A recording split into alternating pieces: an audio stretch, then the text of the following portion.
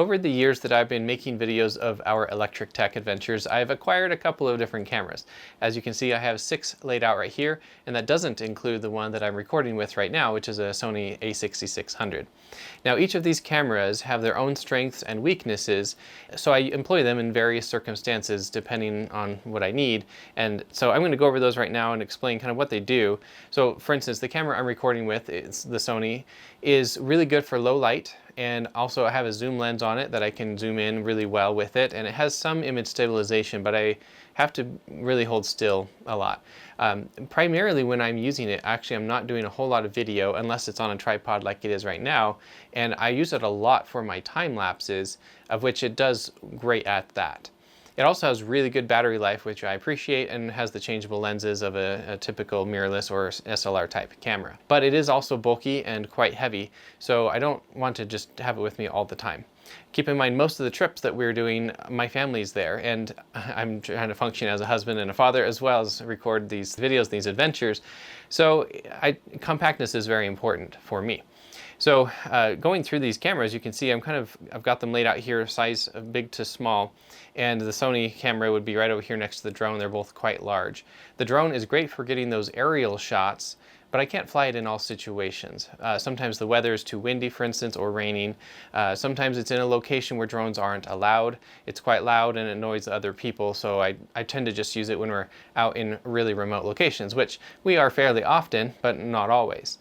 In those situations where I can't fly the drone for whatever reason, that's where my Insta360 camera comes into play. When you put this on a selfie stick and hold it out, it actually works pretty well as kind of a drone shot where you can get a really wide angle shot as we're arriving at a location or departing or maybe driving through a beautiful location. This camera works really well for those types of shots where I can't use the drone, and it also has its own place where it works really well because it's waterproof. For instance, I used it when we were on a river rafting trip down the Gates of Lodore, and it worked fantastic for getting those shots. And also I can just hand it to one of my kids, and I don't need to worry about if they know where to point it. They just kind of hold it there, and I'll in post reposition it, but that does add more time to my workflow. So I try to use these shots judiciously for that reason. My primary camera is the DJI Osmo Pocket 1. This is the Gen 1 right here. And I've been using this primarily for the last 5 years.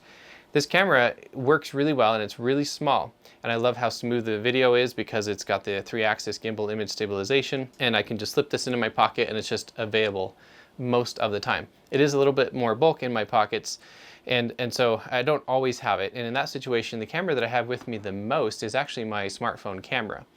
And it has 3 lenses on the back. This is a Samsung Galaxy S21 Ultra, and so it works really well for zooming in for a cell phone camera actually, and it can go to a wide angle lens, and a lot of times I'll just pull this out and take still shots with it as well. And the thing is there are situations where I don't want to risk my cell phone camera because it's more than just a camera, it's my cell phone. I do a lot of things on it. So that's where this right here comes into play. This is the DJI Action 3. This is my newest acquisition of all of these cameras. So I did without this for a long time. But this really does well at getting dirty or wet, and I can mount it in very creative locations like under the trailer or on top of the car or whatever, and get those fun angles and shots. And then also I can mount it on my head, and if I'm diving, I can go underwater with it, and it gets those shots as well. It has a very wide angle lens, probably other than the Insta360, which is all directions. This is the widest angle lens that I have. And it has really good image stabilization as well. So this is my go-to camera for my moto vlogging on my Talaria as an example. So it works great for that. Plus I can take my DJI mic and plug it in directly to this camera and not have to use any other adapters. So last but not least is this, which is my FLIR thermal imaging camera. So this uses the lenses right here on the camera that you then plug into the bottom of your phone, and it will use the infrared rays to detect temperature gradients, whether it be heat or cold. I use this a lot when I'm making review videos of a device, like a mobile connector for an electric car, to see how hot it's getting over the course of hours of operation, or my Talaria charger as an example. I've also used it to see how well I've done with my insulation on my trailer, where there are some places that I've put extra insulation because I removed components. And this summer when we were camping and it was really, really hot outside, I was running the air conditioning really cold in the trailer, and I went around outside just to see where cool air was coming out of the trailer. And I've also done the opposite, where I've been heating it in the trailer and it's really cold outside, and then I can see the temperature gradient. So this camera works really well for that. All these cameras work really well for me, and I've got most situations covered. But there are some situations where maybe it's a really, really small place. I can't really fit any of these cameras, and my cell phone camera, I can't slip it in there and get the shot. So when Ralcam reached out to me and offered to send their 180-degree articulating borescope camera with a 8.5mm lens on it, I took them up on their offer because I like to evaluate technology, and this is very tangential to what I typically do. Electric tech adventures, and there's times where having a camera like this, which is on, it's a tiny camera on the end of a 3-foot-long bendable probe that you can bend in a certain shape and then put it into various locations to see into locations you can't get to with any other camera. And in my, for instance, situation where I retrofitted my travel trailer RV electrical system and I added solar panels on the roof and a bunch of other things, I needed to take apart the trailer to a certain degree in some locations to be able to make my changes, and it was really hard to get into certain locations. This camera would have really been helpful to be able to put in and be able to see what's in the wall, for instance, see where the aluminum trusses are so I can screw into those accurately, or make sure I don't hit things when I'm screwing new screws into the wall or somewhere else. So this camera would have come in handy in that project, and I'm looking forward to having it in the future. And I wanted to just today do an unboxing, show you what it comes with, show you how it works, and then we'll go test it a little bit in my RV, and I'll show you how well it works. First off, upon opening up this cardboard box, it actually has the camera in this nice carrying case. You'll be able to use this long term to store the camera in here. And then we've got the user guide right here, and inside of this is also the USB cables for using the camera. Looking at the user guide here, they just have some information at the beginning, table of contents. They have information about the device and how all the different buttons work. And then they have information here about the product specifications, operation guide, app download instructions, battery installation, and then troubleshooting, things like that. So looks like a pretty good manual. And then really pretty much all that's left here is the camera itself and this right here. And these go together. So this is going to screw on up here at the top of the camera, and then this is a clamp that holds a cell phone. As I'm assembling this, I thought I'd point out, you can see that they have some indentations on here so that these two have to go together in the correct direction. Once this sleeve is screwed on, then you can see that there is a screw here up on the tip, and this screw is lengthening the tray. So I'm going to screw this out, and then I'll be able to put my cell phone right here. But my cell phone's big enough, I have to screw this out a bit. In the user manual, it does point out that your phone size can be between 3.5 inches and 6.3 inches. That's how far that opens up. Okay, so I've got that clamped onto my cell phone just like that, and I'll be able to see the video feed on my cell phone screen. And then up here on the camera, I have a couple of buttons for the power, the light, what kind of camera mode I'm in, whether or not it's video or still pictures. And then over here, this red lever you can see is corresponding on the back. And as I twist this red knob, you can see it's forcing the end of this to spin around. And that's how I'll be able to steer when I'm in a small space. I can look around in that space once I've gotten the probe there, at least in 2 different directions. There is a more expensive model of this that can articulate in 4 different directions, but this is just the cheaper one that goes just in 2 directions. Now here on the tip, I actually have a cap on that, a protective cap. So this is what the camera itself looks like.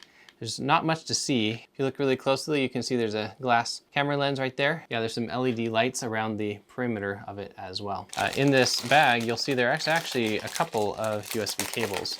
So I'm going to pull these out. So we have a lightning port, so that's for iPhones if you're going to use this with iPhone. So it's USB-A to lightning. And that, it's a very short cable. All of these are. I don't know how well you can see that. It's about a 10-inch long cable. And then over here we have, this is a much longer cable. This is USB-C to USB-A, and that is, I don't know, 3-foot long cable. And then here we have a micro USB for older phones, and USB-A, and that's another 10-inch long cable. And then last but not least is another USB-C cable to USB-A. This is the shorter 10-inch cable. Now, the purpose of the longer USB-C cable is because right here on the side of the camera there is a USB-C port. It's on the opposite side from the USB-A cable that goes into the phone. On this opposite side, it is for charging the battery, because this borescope camera has its own battery here in the handle, and it charges that up. The port on the side of the camera right here is USB-A, so I'll go ahead and plug that in there.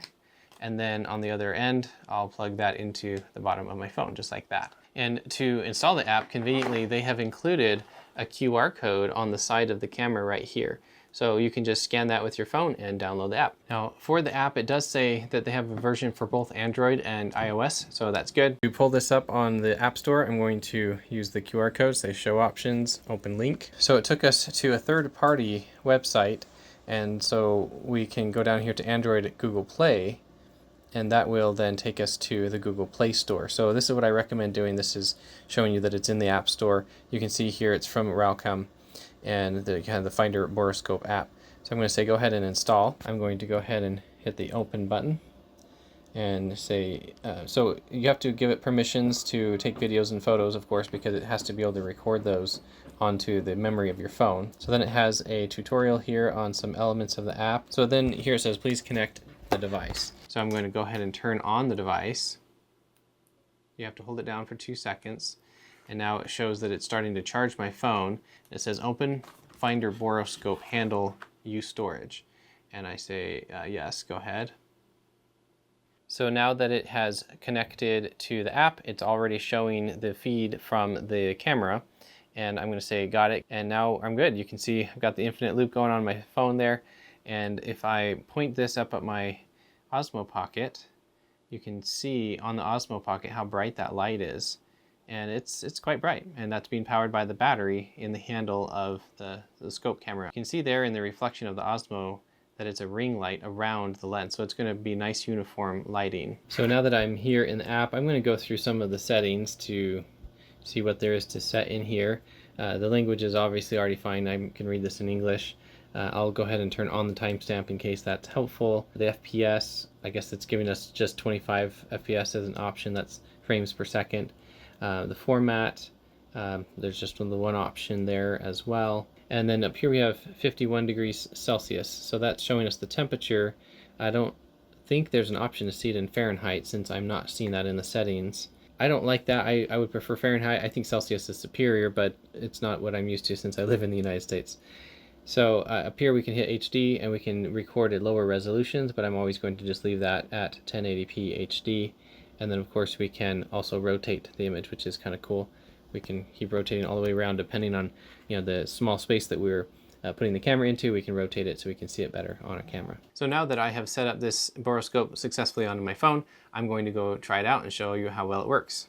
In my testing, I initially ran the scope into some recesses of my Tesla Model S. Back when I wired my Tesla for trailer light wiring, this camera would have been helpful to have to determine where there was space to run the wiring. It's also helpful to be able to look behind the plastic trim pieces to see where the clasps are and see what direction I need to go to release them. This camera doesn't record any audio. I didn't realize this initially, but I guess the expected use case doesn't require any sound. Personally, I think it would be a good thing to have so that I can explain where the probe is or any other pertinent details while recording. My fluorothermal imaging camera records sound when it's in the same category of camera as this one, in my opinion. Also, my Mavic quadcopter has the option to record audio from the phone while the drone is flying. It should be super easy to implement since the smartphone being used for the display, and which is the recording device, also has a microphone on it. It could be a simple app update and sound could be recorded. My next testing location was in my travel trailer RV, looking into some spaces I've been curious about. For instance, this is one of the 4 slide-out motors, and I've always been curious how it's positioned in the wall to better be able to apply lubricant. Also, when I did my trailer's electrical system build-out, it would have been helpful to have this camera in certain locations to be able to determine where I can run the wires or install the components. I found the light sensitivity of this camera is low enough that if I put the camera into a larger space of, say, a foot or more, across, then this camera simply just showed mostly blackness. But if the object of interest was only a couple of inches from the lens, then it looked great. Our solar panels are 9 inches above our roof, so it's not difficult to inspect the roof from the edges, but this camera is nice to be able to look more closely at the roof or behind rooftop obstructions, or other difficult locations like inside the unistrut that the solar panels are mounted to. Now that I've had a chance to use the camera a little bit, I thought I'd share with you some of my findings. First off, this is clearly a very different camera than I'm used to, so I'm still getting used to it. But what I found is when I would put the probe into, say, the Tesla, and I'd gone down into the under the hood area, it was really hard to know where it was going, and I'd try to twist it with my hand, and it's just a lot of trial and error to figure out where it's going to go. A normal camera, you're holding it and you know that if you want to pan that way, you turn that way. But with this camera, you're holding at the end of potentially feet away from the tip where the actual camera is. So your ability to control it is quite limited. The ability to steer it is certainly helpful, but sometimes it was just hard to know where you were. It's really easy to get confused about where you were pointing it. There's a lot of trial and error in pointing it around. Secondly, the light that's on it is very bright, and it works really well only within a few inches of the lens itself. Now clearly this lens is super tiny, so its low light sensitivity is limited, and so if you're pointing it at a larger space, like potentially a couple of feet away, it was just blackness immediately, even with the light on. But as soon as something got within a few inches of the lens itself, then it was brightly illuminated and you could see it just fine. And so to that point, the low light sensitivity, like I said, isn't good. And so when you didn't have the adequate light, like some object really close to it, it was quite grainy. I don't fault it overly much for that because it works great in those up close proximities. While I have the 6-foot version, I found that when I was experimenting with it, the first 3 feet was really all that I needed. It becomes really hard to steer it, and also clearly it's like you're pushing a rope. This isn't as stiff as I thought it would be, and so when you're trying to go look at something farther away, it definitely becomes impossible at some point if there's obstacles in the way, or if you're just pushing it and it becomes rounded and it just kind of coils up in the area you're trying to push it to because it's not stiff enough to get there. So there are some use cases I'm sure where 6 feet would be helpful, but in general the 3-foot version is probably just fine. One thing that helped me be able to steer it was being able to twist the probe. And by twisting it and then adjusting the angle that it was pointing at, I was able to overcome certain obstacles. Like if there was a cable laying on the floor, I could come up to the cable and then twist it up so it's pointing above the cable and then push it forward, and it would then ramp up over that obstacle. So there was some level of control, but the ability to control it is pretty limited in the confined spaces that I was trying to use it. One thing that I would change in the app is that it shows Celsius, and we use Fahrenheit in the United States. So it'd be nice if they could change to that. To be honest, the temperature is not really a key function of this tool, so I'm not really sure that's why it's there in the first place. But it'd be nice if they addressed the worldwide audience and allowed the different measurements. I also found it was helpful to lock my orientation on my cell phone screen to horizontal, because as I was like laying on the floor and trying to push the probe, behind the couch in the RV and different things like that, it kept rotating vertical and then the screen would get really small. And it's nice to be able to just lock it horizontal, and then it can be sideways and it doesn't matter. I can still see it just fine. One criticism that I would have is that there is no battery state of charge indicator, either on the device or in the app. At least that I could find, and I read the manual, it didn't show it anywhere. So it's charged until it doesn't work anymore, and then you need to charge it. Obviously, I guess they imagine most people are just going to keep it charged, and then they just use it for a short situation, and then they put it away, and the battery life maybe isn't as important. I don't really know. It's only speculation on my part. I just found it interesting because literally every camera I've ever used shows me some level of indication of how charged it is, but this one, not at all. And in the user manual specifications right here, it says that the battery in this camera is a 2600 milliamp hour and that it lasts for about 4 hours. I'm excited about this camera, and I will definitely find situations in the future where it will come in handy. I can already see that. And so I hope it's been helpful for you to be able to see how well this camera works. And if you're interested, I'll put a link to it in the description below. And with that, thanks for watching, and I will see you in the next video.